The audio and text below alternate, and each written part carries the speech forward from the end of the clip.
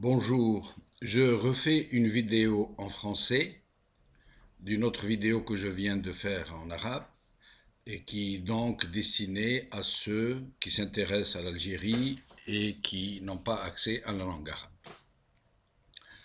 Aujourd'hui, hier plutôt, à Alger, à Bellecour plus précisément, une voiture banalisée où il y avait plusieurs personnes est entrée à l'intérieur de Bellecour, un quartier très populaire d'Alger, et ces gens ont enlevé en plein jour devant tout le monde le jeune Tarek Maammari. Et donc, je voulais faire une lecture de cet enlèvement, cet énième enlèvement par des gens qui sont de toute façon identifiés, et qui sont le bras armé du régime algérien, de la mafiocratie qui opprime l'Algérie. Donc, je vais expliquer un peu le topo. Hier, il y a eu un match de Coupe d'Algérie entre le CRB et l'Entente de Sétif. Et le régime avait tablé sur une explosion de violence à la fin du match, soit de la part des supporters de l'Entente, soit de la part des supporters du CRB, ça veut dire l'équipe perdante. Pourquoi le régime souhaiterait qu'il y ait une flambée de violence? Parce qu'en ce moment, l'Algérie tout entière se mobilise pour entrer de plein pied dans une action de désobéissance civile qui s'exprime cette fois-ci par un rejet total des prochaines élections dites législatives. Ce n'est pas une abstention comme d'habitude qui puisse permettre au régime de bourrer les urnes, de pallier à la carence des électeurs par le bourrage, mais c'est un boycott actif où la jeunesse particulièrement s'implique très fortement et tout le monde s'attend à ce qu'on obtienne cette fois-ci un boycott massif, peut-être même un record mondial et historique.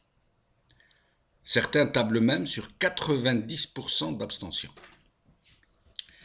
Et c'est trop pour le régime. Cela voudrait dire, aux yeux du monde entier, et qui braquait sur l'événement algérien, que ce régime, en fait, n'a rien de démocratique, qu'il est globalement rejeté par les Algériens, que ce n'est qu'une mafiocratie qui use de façades démocratiques pour faire croire que nous vivons dans un état de droit.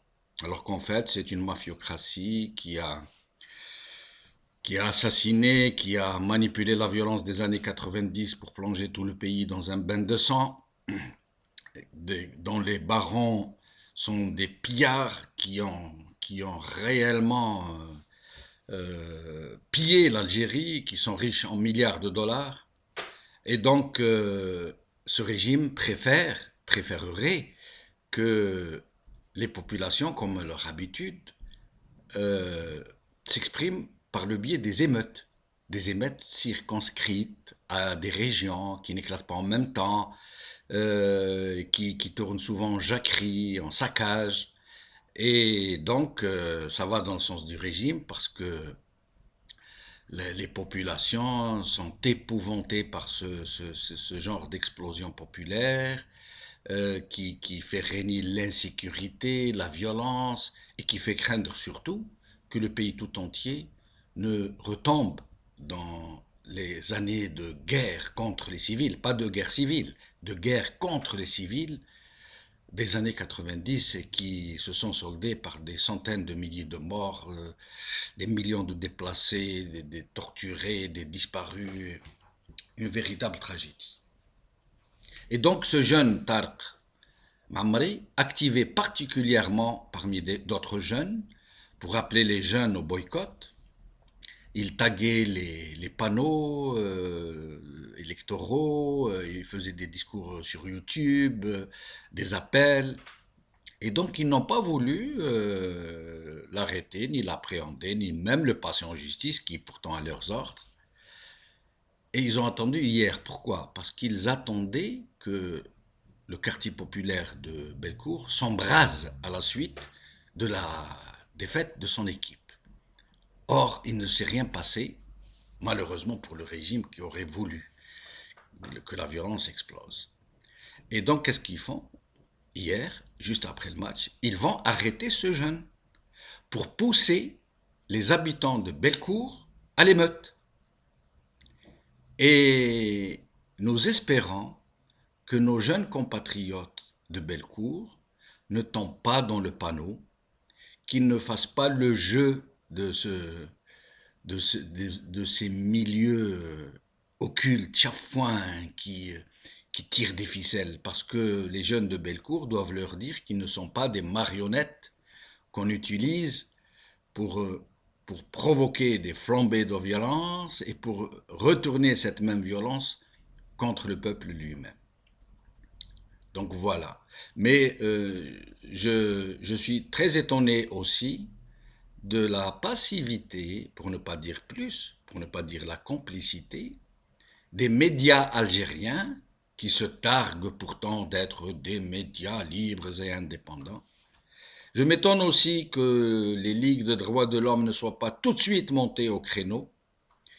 Et je m'étonne aussi que les ONG qui s'occupent de ce genre d'affaires tardent à mettre cet abus sur le tapis, de le faire savoir aux opinions publiques internationales.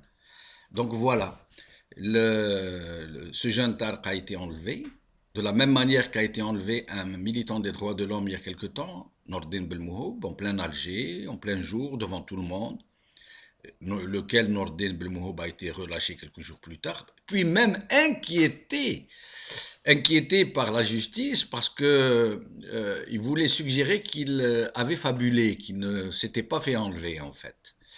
Voilà. Donc nous attendons à ce qu'il y ait une levée des boucliers contre cet énième abus, cet énième excès, et surtout que nos jeunes de Bellecour et d'Alger d'une manière générale, et d'Algérie aussi, ne tombent pas dans le panneau qui leur est tendu et qui veut les inciter à la violence.